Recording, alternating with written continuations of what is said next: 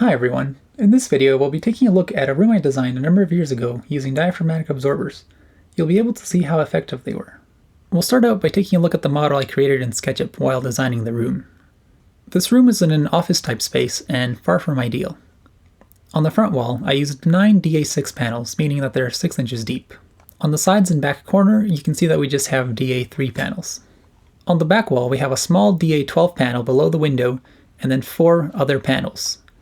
The 4 blue panels on the back wall are a design by Ken Gores, and I can't really share any details about those, but I can say that they specifically target the lower mid-range.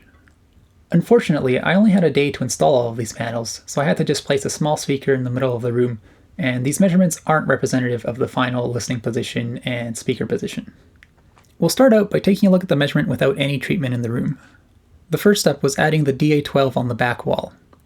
Looking at the frequency response, there isn't too much of a difference below 100 Hz, but you can see how it starts to level off, kind of going up to 200 Hz. Next up, I progressively installed the panels along the front wall. So starting with the bottom row of panels, you can see quite a drastic effect all the way down to 50 Hz. Adding the middle and then the top rows, you can see how things are really starting to get smoothed out. Next we have the back corner, which you can see just continues to smooth things out. Adding in the side panels, you can see that those don't do much below 300 Hz. That's both because they're not as large in terms of surface area, and they're only 3 inches thick. Those are there for absorbing the higher frequency reflections at the first reflection points. Finally, adding the 4 blue panels on the back wall, you can see that those only affect the mid-range.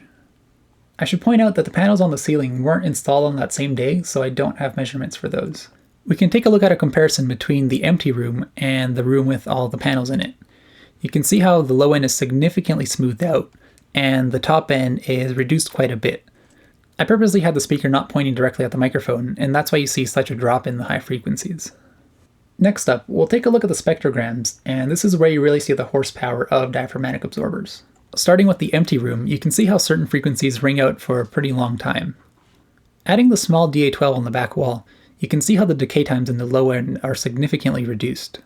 I should point out that the lines slightly above 40 Hz and 100 Hz are just the HVAC in the building. As we add each row of DA6s on the front wall, you can see how much those control the decay times. Adding in the DA3s on the side walls and back corner, you can see that those mostly affect the higher frequencies. Taking a look at the before and after measurements, you can see that there's a pretty significant difference. I'd say that these differences are pretty impressive for such a small room. I hope you've enjoyed this small case study. Plans for these panels are freely available on my website.